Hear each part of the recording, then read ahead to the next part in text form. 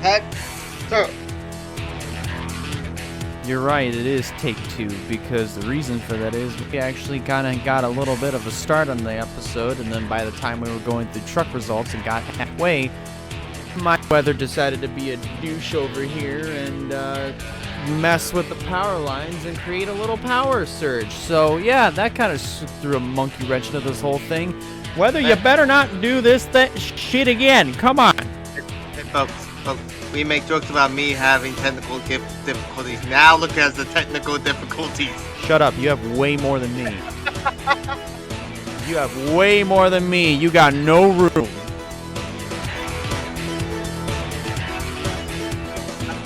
Joke about it. Well, and plus it wasn't a technical difficulty. It was more of a weather difficulty. So, it's a different thing. Anyways, hello folks. Welcome to a very calm episode of Gamers Talk NASCAR. This is the 7th edition. As always, I am Elijah Leonard, and to the left of the screen, that is Wyatt Walker. Let's go ahead and dive right into talking about Nashville. The truck race is just a wreck fest near the end. Yeah. Hands down. I don't know how else to describe it. Yeah, and there was like a bunch of great drivers taken out at the very end. We had one driver we actually qualified top 10 and could have been like a underdog driver, but got taken out early by a Crafton. Yeah. And that was Jack Wood. Yeah. It looked like he Petty. was running fine, but I was about to call it Petty GMS, but it's regular GMS. yeah, it's just GMS. I think I'm just used to it being Petty GMS now, Cup Series, but Right. yeah, both the GMS drivers didn't do good this race. Both Grant Enfinger and Jack Wood. We'll get to talk about Matty D here in a minute, but Yeah. Jack Wood wrecked on lap? Hold on. 10? Lap 6. Lap 6. Yeah, he got taken out way early. Then, of course, you got Chase Janes, who apparently only completed one lap. And lap 1 was his first and only pit stop. Congratulations. Anyways. But then we mentioned the Wreckfest. I think we'll mainly lean more towards that big, what was it, four car incident? Yeah, it was with who? Dibby and Corey Heim, Grant Enfinger. Dibby, Heim, Enfinger. Yeah, I look at it more as a 3-truck incident. Yeah, because I forgot what happened on the wreck, but I know that all three of the cars were involved in it, which sucks for both. Well, for all three of them qualified top 10. the leading Top 10, and Corey Heim. Sorry to interrupt you. Like Corey Heim was supposed to be the guy we had our eye on to get the 150,000. Yeah. But yeah, the leading cause of that wreck was, of course, Ty Majeski making it 4 wide, which I understand. It's, you got to go for what you can get because we're close to the playoffs anyway. Or in this case, the chase anyway. But however, he's essentially, if he keeps performing the way that he does, he's gonna be in. I mean, he's got a really big points cushion, 127 above the cut line, so he's in really good shape to just point his way in. Whereas for somebody like Matt DiBenedetto, he's not. Or Tanner Gray. Well, then again, he was not involved in that little melee between those 4 trucks in particular. But Tanner Gray's had incidents within that race that screwed him. Yeah. Which also don't help him in the points either. Right. How about... Never mind, we'll get to that soon, but...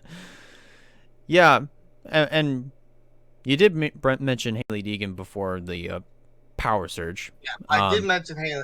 I did mention Haley Deegan, who was running good, top 15, mediocre, like we think she would be running, but then like got caught up in an incident with Max Gutierrez, and then just killed her momentum, killed her speed. Just another another racing incident that's not her fault, Right. but always caught up in it. Yep. But Gutierrez got 8th, so I mean that's nice. But like I said before, at what cost?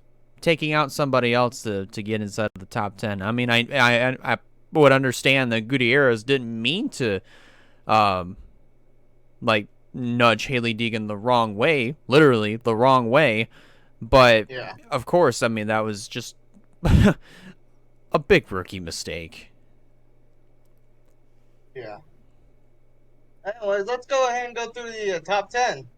We got another 17th truck won 2 races in a row. Last week was Todd Gillen.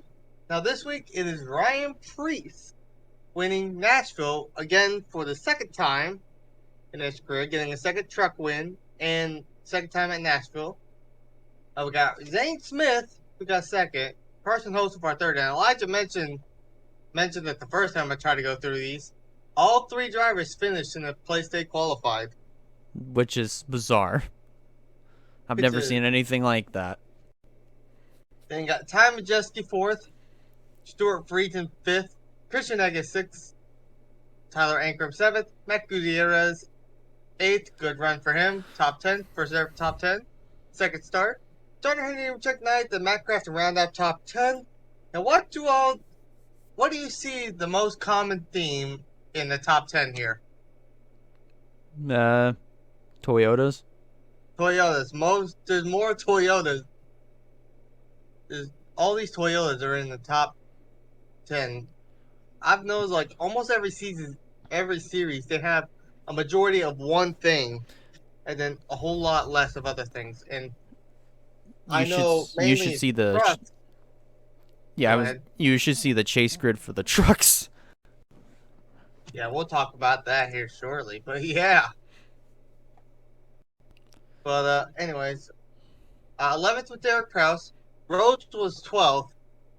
You got Chase Purdy, Dean Thompson, Chandler Smith, Colby Howard, Chris Wright, Blaine Perkins, Jesse Little, Parker Klingerman, Caden Honeycutt, Stephen Parsons, Timmy Hill, Lawless Allen, Spencer Boyd. How do you say that? Nick Leitz. Nick Leitz. Tal Badine, Haley Deegan, Chris Hacker, Tanner Gray, Matthew Badetto, Grant Enfinger, Corey Heim, Camden Murphy, Jack Wood, and Chase Jane. Rounds it out. Thank the Lord we did not have a power surge after you said Caden Honeycutt. I was trying to see if I said it right, and then it just went on crazy. I'm like, here we go again. Anyways. And you mentioned the playoff picture on it, too. Almost every driver in there are all Toyotas, except for Zane Smith, Stuart Friesen. Carson Hocevar and Grant Enfinger. Thank you. But every single else is a Toyota. You might as well rename the Camping World Truck Series into the Toyota Truck Series right here. It's and you just look at the guys below. None of them Toyotas. Well, actually, no, I'm wrong. Ankrum is a Toyota. Chase Purdy's a Toyota. Timmy Hill's a Toyota. Yes, but I meant like on the bubble. I mean like on the 4 drivers below the cutoff. That's what I mainly meant. You weren't specific anyways. I know. I was trying to be specific close to the end, but of the guys below, Ankrum is the only Toyota in that at least has a shot to get it unless someone has a win. Yeah. But yeah, it'll be interesting. What's actually pretty impressive is that Zane Smith, of course, the only Ford that is in the number 1 seed and in the top 10 in the playoff grid. The only other Ford that has yet to break inside of the top 10, which, long shot, by the way, it's Tanner Gray. Tanner Gray. And then you got and then if you look back at the points, he's 2 behind Ryan. Not 2 points, but it's like Ryan Preece part-time, and yet he's 16 in the regular point standings, 2 behind Tanner Gray.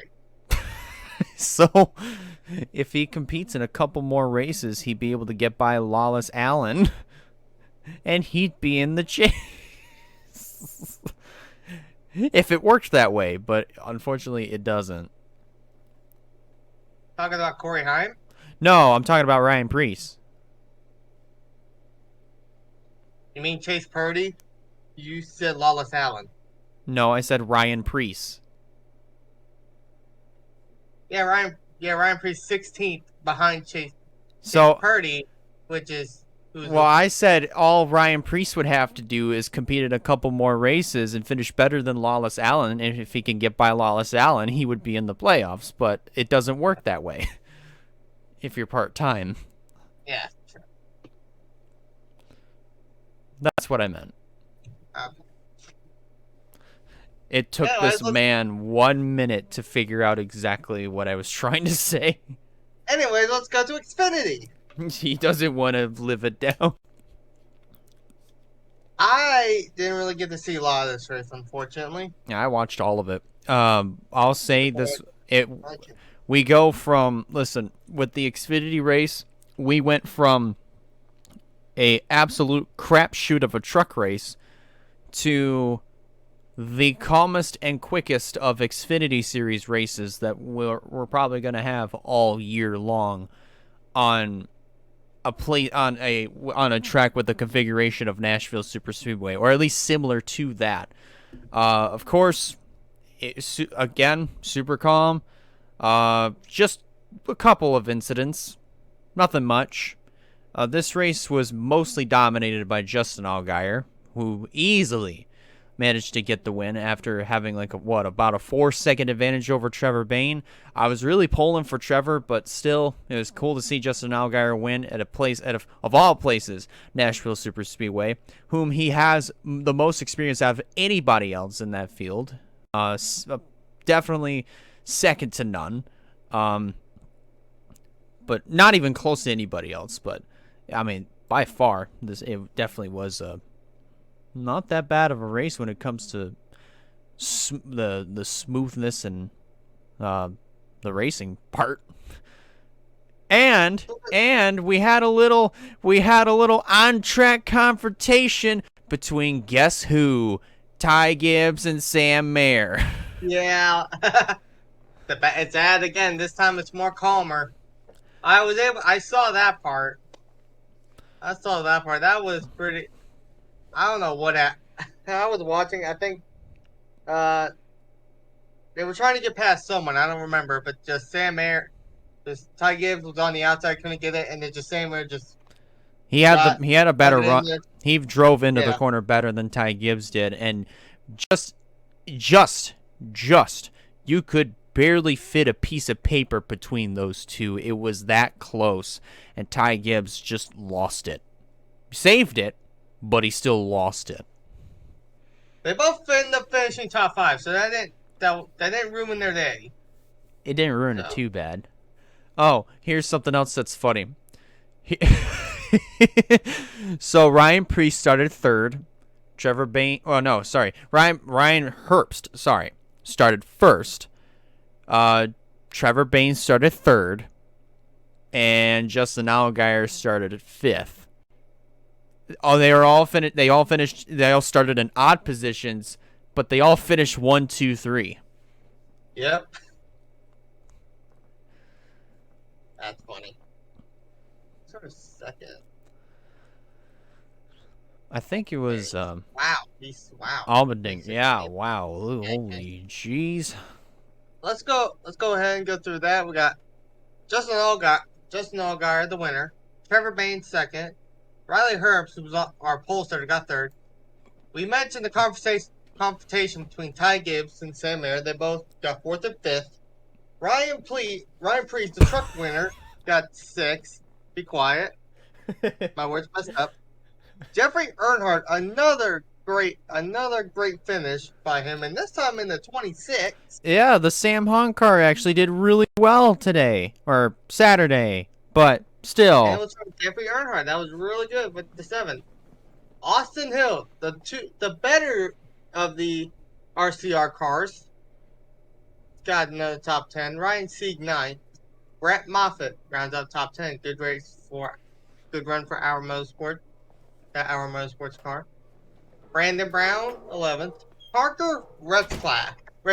Am I saying that right? Parker Resloff? Rizloff. I knew I was saying it wrong. Every time we talk about this kid, he's always finishing good. Yeah. He's one of those iRacing guys, but he's always finishing good. Yeah. And he got another great finish. Hats off to him. I see him getting a full-time ride next year. He could. I think he's fine with Ryan Sieg Racing.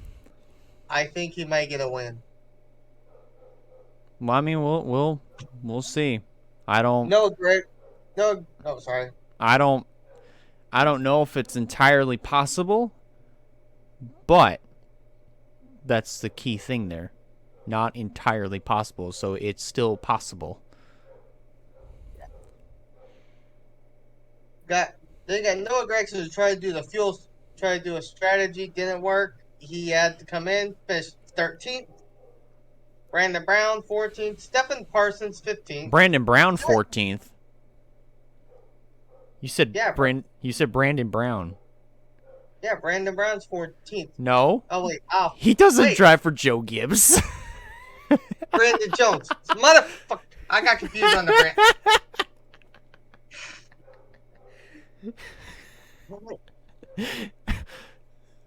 Brandon Brown 11th, Brandon Jones 14th. Okay, we're done with the Brandons. Now let's go to Stefan. This is what happens when you have a tough time with the internet the night before we record, and then you wake up, do the show, and then this happens.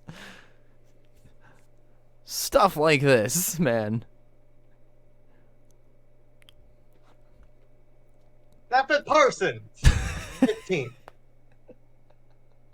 AJ Allmendinger qualified second, got 16th. Daniel Hemrick, 17th, and Landon Castle, 18th. All the calling cards did not do good. Qualified good, but they did not finish it good. And you mentioned something about qualifying positions. Allmendinger got qualified second, Hemrick 10th, and then Landon Castle 12th. Yeah. If you're a math guy, you kind of find this a bit funny. Yeah, it's a simple math equation. 2 plus 10 gives you 12. Ryan Vargas 19th, Anthony Alfredo 20th. Other than Brett Moffitt, Our Motorsports did not do all that well. Yeah. Then Tyler Reddick got 21st, Jeremy Clements 22nd, Alex Abay 23rd, Ryan Ellis 24th, Kyle Sieg 25th, Patrick Emmerling 26th, Myatt Snyder 27th, BJ McLeod 28th. What all happened to Josh Berry? He got bumped by Ryan Priest and he spun out. He was a guy I thought was going to get it. Josh Berry 29th, Dylan Bassett got 30th, Bailey Curry 31st. I don't even know how the hell she got a ride, but she finished. I'm damn, she finished. Natalie Decker, 32nd. JJ Yaley, 33rd. Josh Williams, 34th. Jeff Burton, 35th. Sheldon Creed. Yeah. He was ready for Xfinity, but apparently it's taken a toll on him. Another guy that was involved, I think, in the same incident as Sheldon Creed, Joe Graff Jr. He's another guy that actually was doing pretty well, not going to lie. Had a good qualifying effort. 13th in the 07 car. That's good qualifying. That's an improvement. And then You got Kyle Weatherman rounding out. You look at the. Yeah, he's the wow. Kyle Weatherman really is the only guy that went out of the race because of power steering, and they didn't start falling out of the race until wow, about lap 118, and only 33 finished. Huh. So there really weren't a lot of retirees. Looking at the points, you got now Justin Allgaier moved up on the playoff standings. He moved up to the 3rd spot behind Allmendinger, who has 2 wins. He's now part of the 2-win bracket. Only 4 drivers has managed to do that.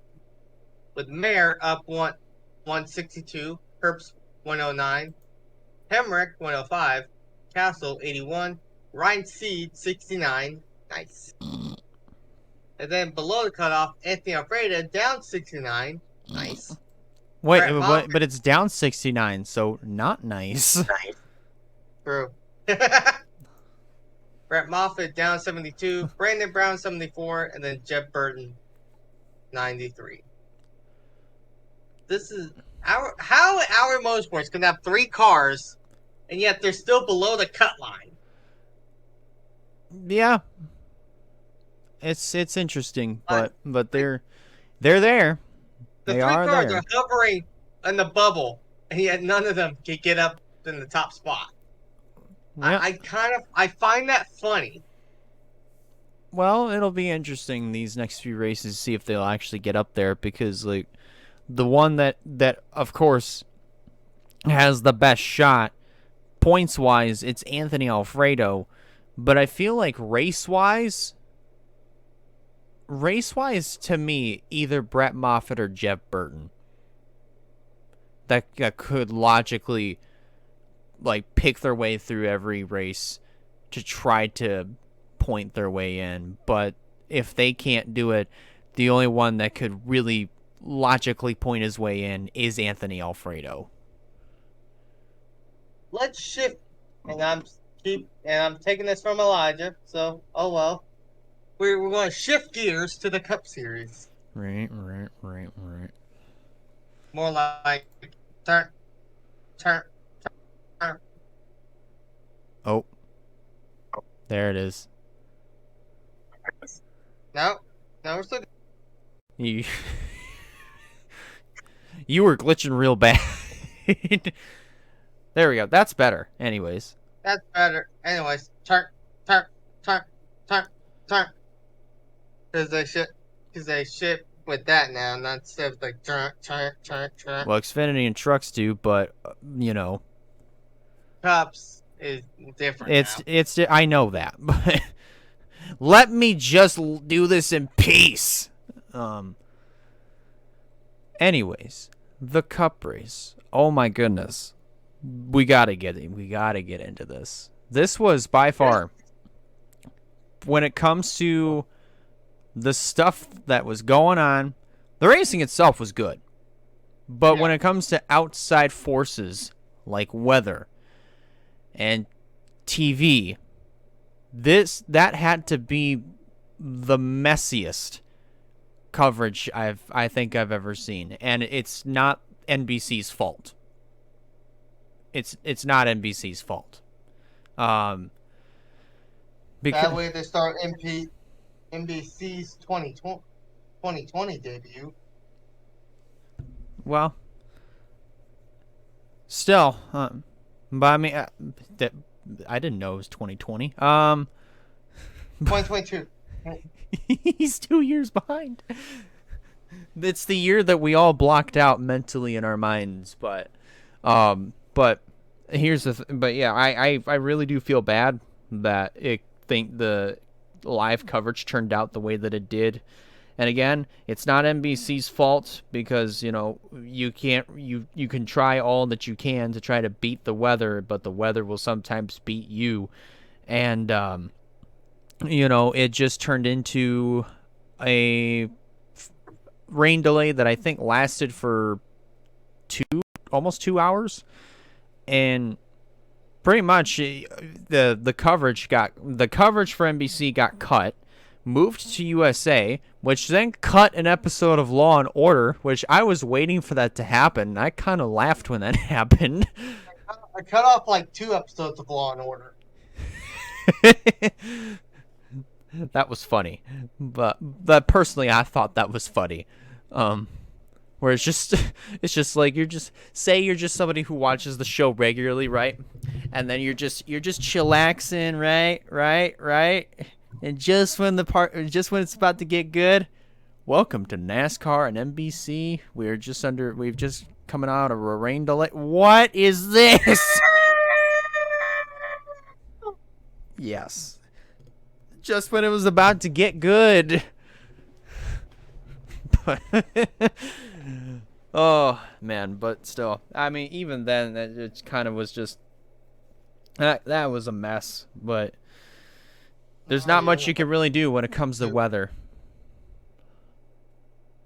Yeah, this race was, you mentioned it was it was pretty good. The whole racing was good. Just the weather made us question a lot of things. Like, well, I think both of us will be honest and say this. Like, when they said like the sun with the lightning and then just raining and downpouring, not sure if they were going to clear check. We all thought it was going to be moving the episode of the show to Tuesday. We thought that was going to happen because watching the race. It almost happened. But then somehow it magically ended up coming up, and we got to see the rest of the race. Which that was like, wow, okay, they did it. Yeah, they managed to get this thing squeezed in, so we're good to go. All right. And here's what's funny though. I remember someone mentioned the comment about Chase Elliott winning. So if he played his cards right, he did it. Well, he played the card very well, right? I think I did say that. Yeah, you did. And he won. He won. Chase Elliott won the race. You got Kurt Busch, who had a valiant effort at the end. I was really hoping he would get it. He got second. Ryan Blaney, another top finish, needs to get a win. He's so close all the time. Kyle Larson, fourth. And Ross Chastain, another valiant effort, fifth. Denny Hamlin, sixth. Austin Cindric, great job by the rookie. It was a great recovery. Was. Christopher Bell, 8th. Joe Logano, 9th. And then Kevin Harvick ran out of top 10. Nice top 10 by Harvick. Eric Jones, Bubba Wallace, Michael McDowell. I look at these 3 names, and these guys have been coming up quietly. Especially Eric Jones and Michael McDowell. Yeah. Here a few lately, Michael McDowell's been running in the top 10. And lately, he's actually been up there contending. Exactly. And Michael McDowell is going to be a sleeper pick for the playoffs. And you talk about Bubba. Hold on. So you talk about Bubba. Josh brought it up once, and I kept adding on to it. Like, Bubba, in practice, has a fast car. Poor qualifying position. All right, got to prove why I have the fast car. Works his way up. He has some issue in pit road. Well, all right, got to prove that I got a fast car again. Works his way up. Uh-oh, something else happens. Got to work my way up again. And here he is. He finishes in 12th position. He had himself an up and down day, but with a 12th place finish, he can't be too upset about it. Yeah, but I heard something. I saw something, I don't know where, but it's like message Bubba was talking to Rudy Baker about. I think I forget the name. Rudy Barker. Rudy Barker, yeah, his crew chief. He's trying to apologize to him. He's just like, don't even talk to me the rest of the race. He's like, sorry, still trying to work with him. Oh my gosh. He was mad. I don't know where I saw that. I think it was Facebook. Oh my. I saw that somewhere. I'm just like, damn, he's pissed. He's more than pissed. Pissed, I think, is an understatement. So, yeah, he has not been happy the race with the results he's been getting. Yeah, we got Austin Dillon. Daniel Suarez is starting to come like an underdog. He's starting to more and more become an underdog because he's been running up in the front. You just can't get a win, and he's had stuff happen to him. He's been finishing great top 15. Well, he did win at Sonoma. Remember that? He won Sonoma. He won Sonoma. That was really good. I was really happy to see him win, and I thought he was going to go back to back. No, which is unfortunate, but it is what it is. You gotta love the parity amongst the setups. And then you got Ricky Stenhouse Jr., Eric Almirola, Tyler Reddick, AJ Allmendinger, Corey LaJoy. These two. It's Vegas all over again. It's Vegas all over again. With those two. You know what? If you think about it, it's Vegas all over again because the Hendrick car won and the Joe Gibbs guys got screwed. You want to know what's also funny about this race? We talk the cautions. It was a Spire Motorsports sandwich. You want to know why I say that? Spire caused the first caution with Corey LaJoy, and then they caused the final caution with Josh Bilicki. And all the rest of the cautions were sandwiched in. Which I will say that I don't think that should have been the last caution, and we'll get to that here shortly because I do want to talk about that. Anyways, but Kyle Busch 21st, Mark Truex Jr. 22nd, who dominated the race. These two dominated the race. Justin Gibbs Haley, themselves dominated. Denny more than both of them. Yeah, Denny did good. Christopher Bell was running. I don't think he led a lap, but he was running up there too. Todd Gilliland, Harrison Burton, Cole Custer, Cody Ware, Yaley, Keselowski, Busch. You just look at all these Fords. Just look at all these Fords. Look at all those chickens. Bro, I'm just scrolling down here and you just see like from 24th all the way down, even all 20, excluding Ty Dillon and Josh Bilicki, all the way down to 34th. Most of these 10 drivers are all Fords. Oh, the Fords are not doing well at all.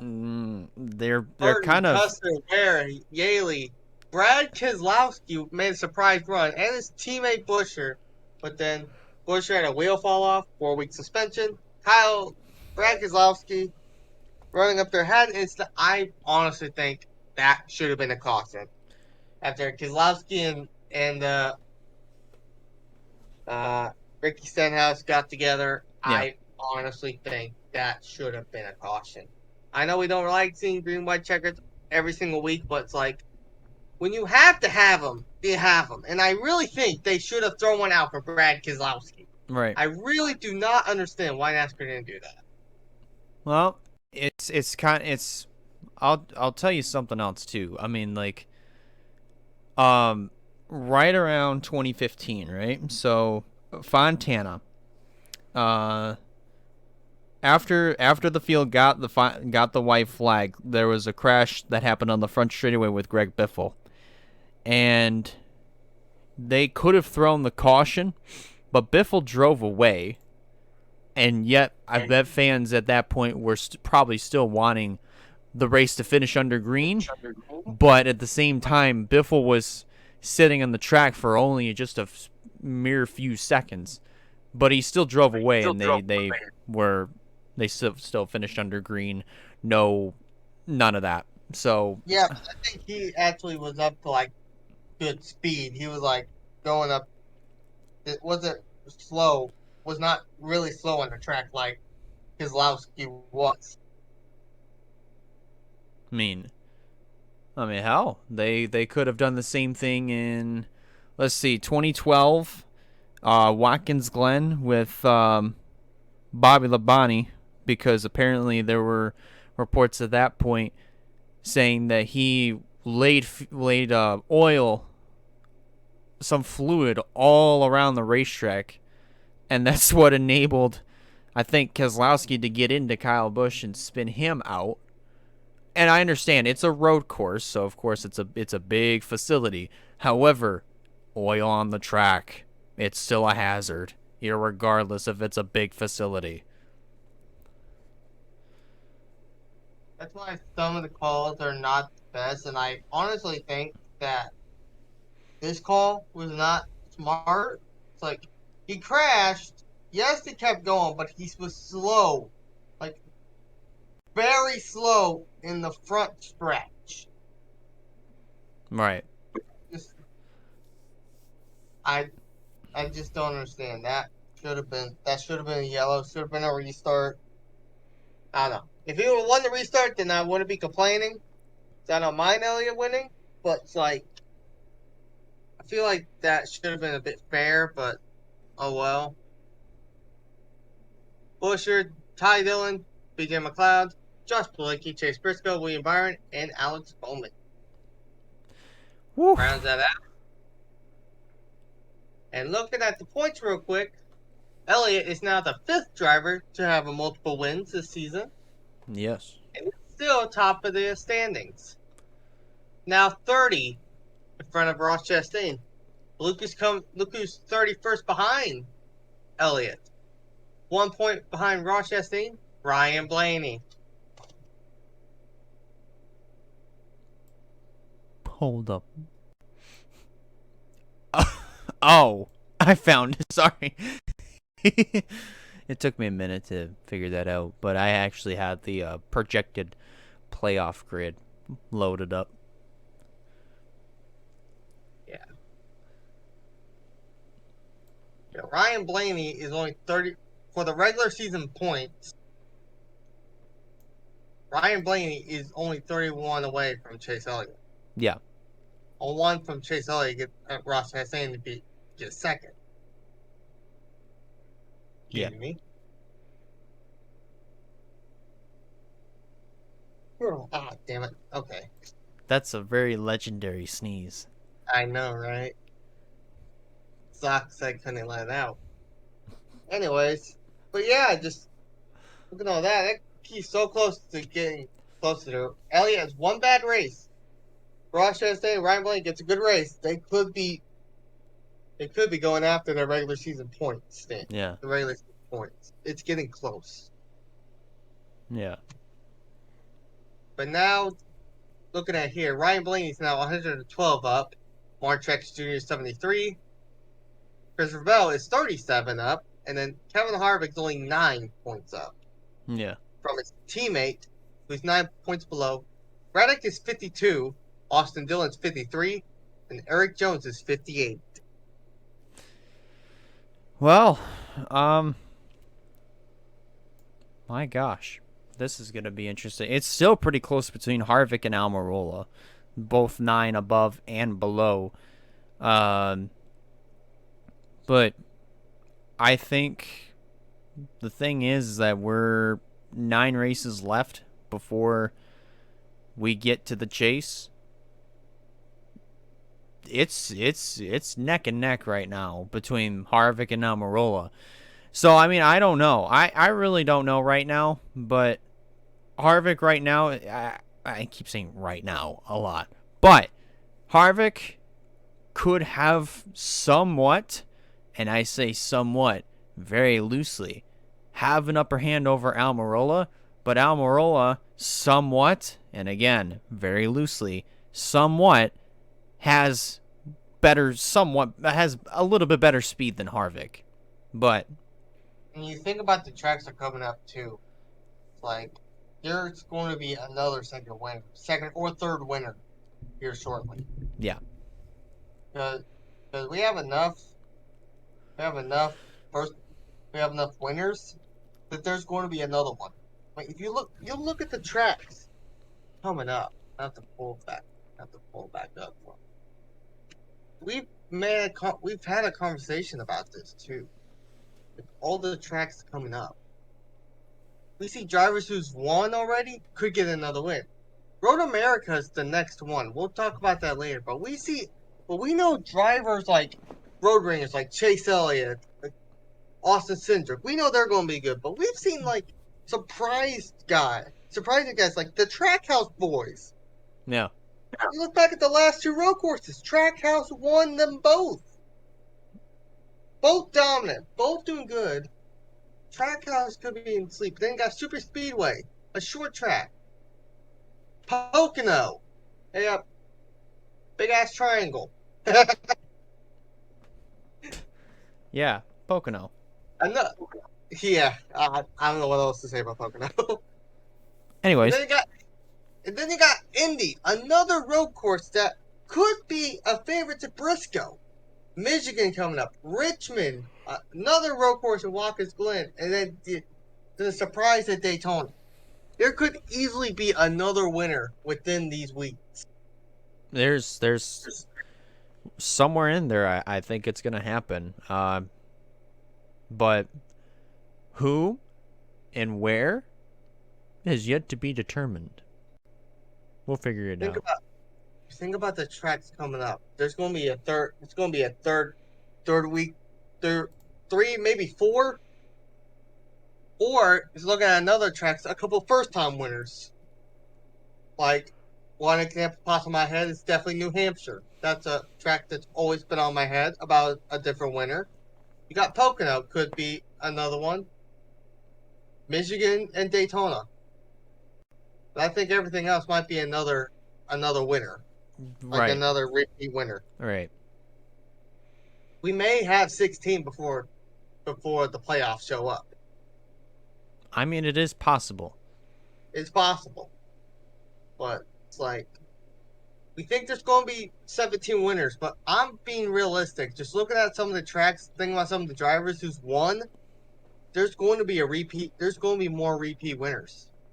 I'm counting on it. And you got wild card tracks like Atlanta. I'm putting Pocono involved in this as well because we don't know what will happen in Pocono, Michigan, and Daytona. I'm putting those guys as random guys because we know, like we know, we know who to think about when we see think of road courses. We know who we keep an eye on. Short tracks, we kind of have an idea, but we're going back to Richmond. We Right. kind of have an idea about who's going there. Uh, like I said, road courses, but Indy road course, we know that Briscoe's good there. He can win there. It's like there's multiple drivers we think could win more of these tracks. But the super speedways like Atlanta, Daytona, or are random ones like Michigan or Pocono. We don't know. Right. So you can even throw New Hampshire, but I really think I know who's going to win that race. If not, then I will be surprised.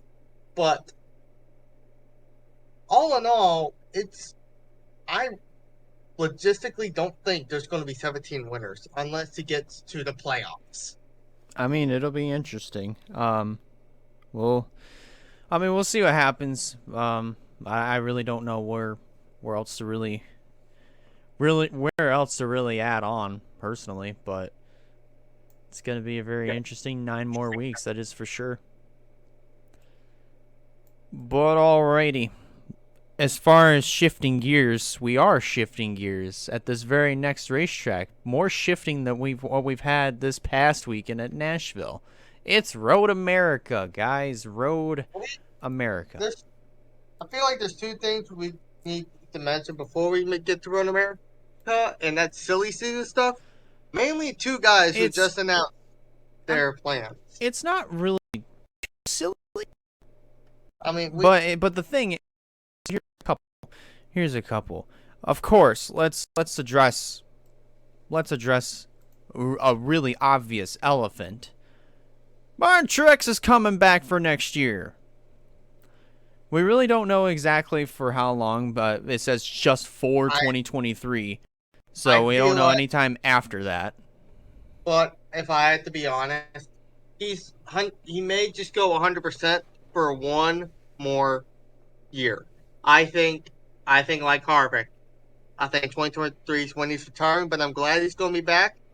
I think Kyle Busch is going to be back as well, but that just leaves more thinking on the truck series side than anything. Well, no, I really. Here's the thing, if it's going to be on the truck side, that would be very catastrophic for the truck series. I'm sorry, but it will be. Yeah, but you think what I'm going to that because, like I said before about Nemechek, if Truex did retire, the only logical guy I thought was going to be Nemechek. But then, like, you got Corey Heim probably going for the 4, et cetera, et cetera. Right. But now Truex is back. Kyle Busch is most likely going to be back probably another year for Joe Gibbs.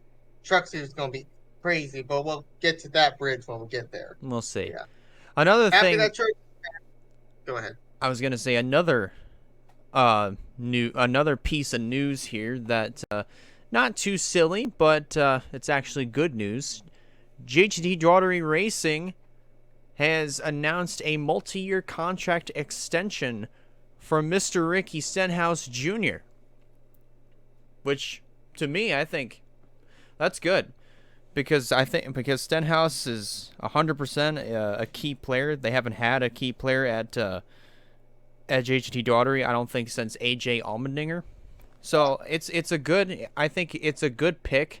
I'm not saying Ryan Preece was not a key player. He was, but I don't think he didn't amount as well as Allmendinger or currently Stenhouse. Yeah. So, I mean, I think that's good for JTG Daugherty. I can't even say it quickly anymore. But still, it's good stuff. It's good stuff. Is there anything else other than? I don't think so. I think we can now switch gears to Road America. Let's shift gears to Road America. Let me actually figure out here.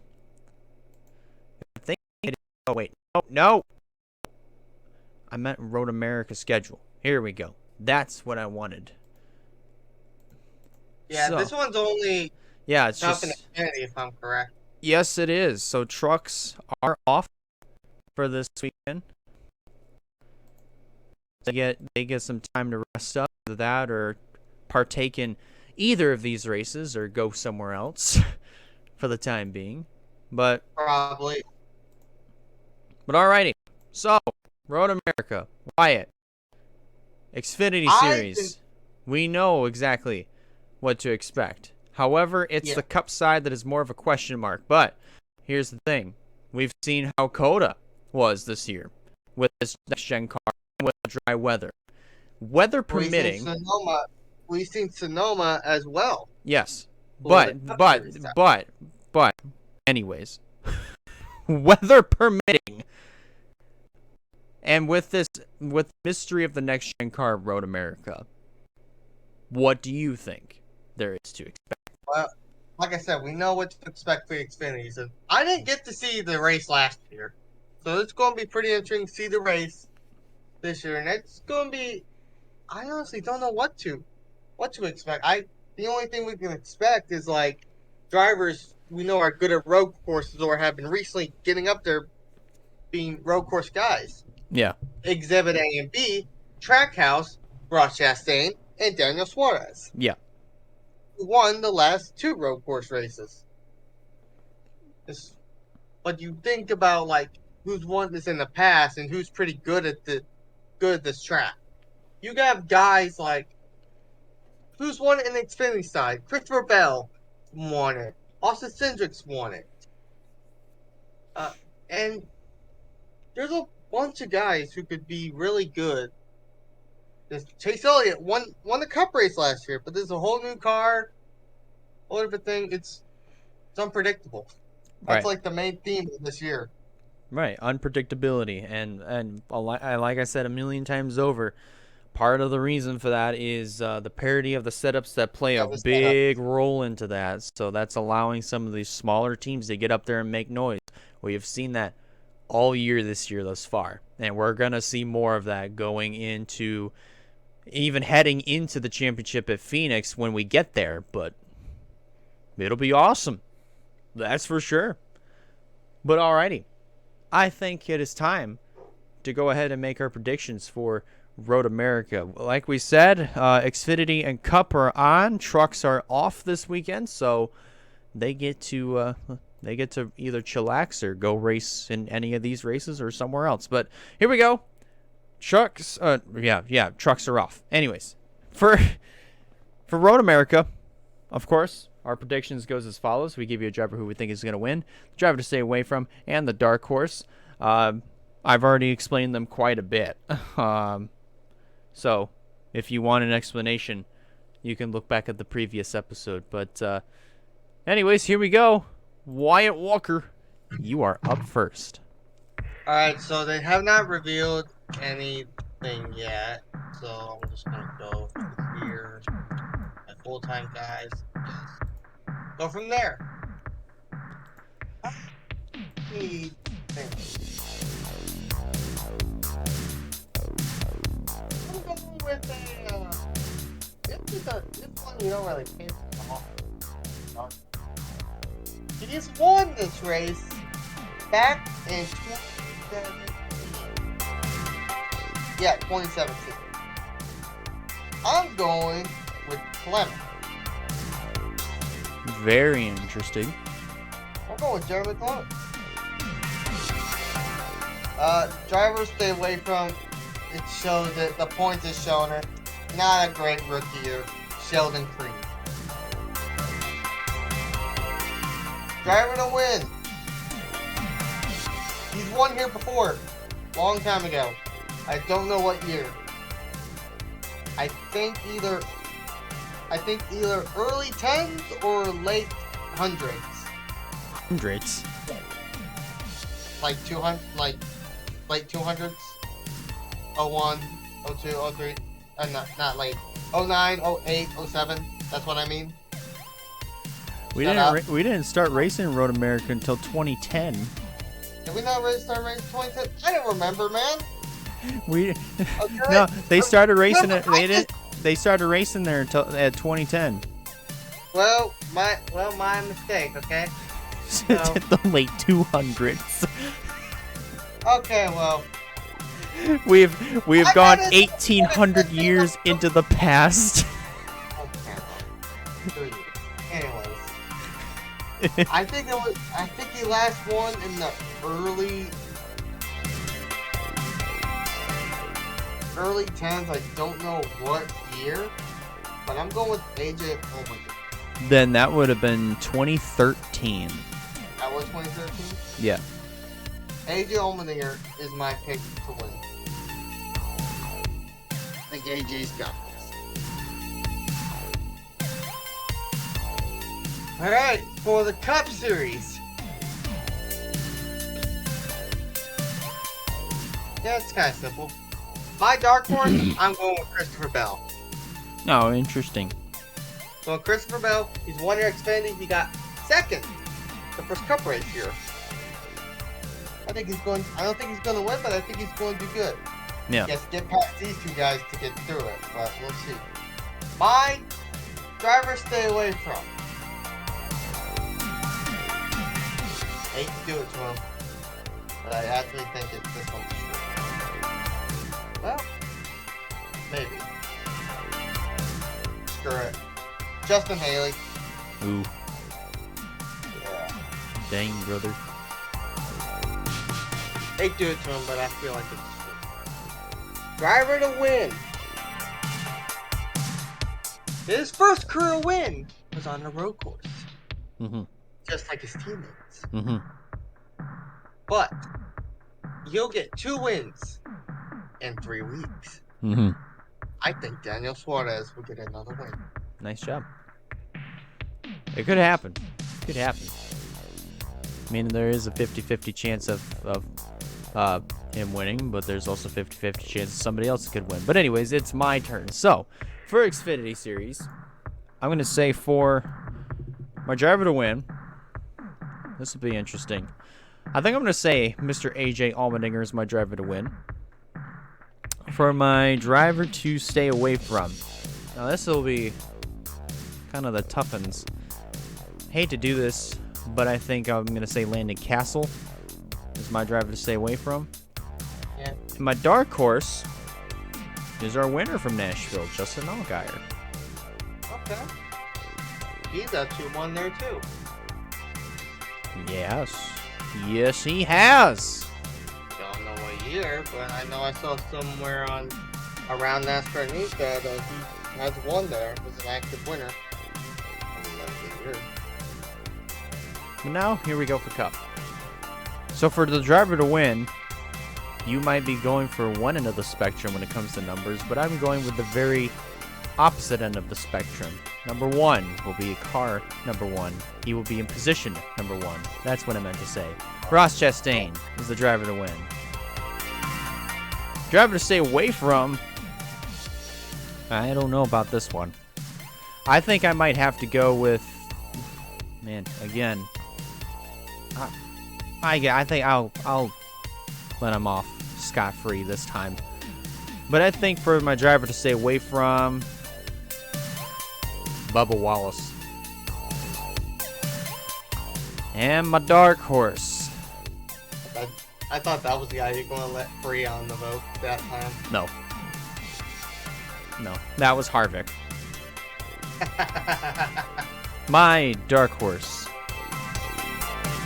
Standing tall for Trackhouse and the number 99 Chevy. Daniel Suarez is my dark horse. I was going to do like somewhat the same with your guests. Like I think I was going to do like difference, like have Ross Chastain be the dark horse. But whatever, I'll make something. But yeah, right. But it'll be interesting. Road America is definitely a very interesting track. So we'll just have to wait and see what happens here. But all right. We've gotten another episode yet out of the way, and Wyatt Walker is celebrating somewhere deep down because he knows that he will not be making any of these mistakes anymore. Yay! Any final thoughts before we get the Road America weekend underway? Nope. That's a great thought. I don't really have any. That's a great thought. That's a great final thought. Here's my great final thought. Yes. Anyways, here we go for Road America in just a few days. Want to thank you guys a lot for watching and listening on Spotify. If you like this, be sure to give it a like. And if you have not considered subscribe yet, I recommend you do so in order to keep up with some fine content coming out in the near future. That about does it for me. On behalf of this man right over here, Wyatt Walker, I'm Elijah Leonard signing out. And we'll see you in the next one.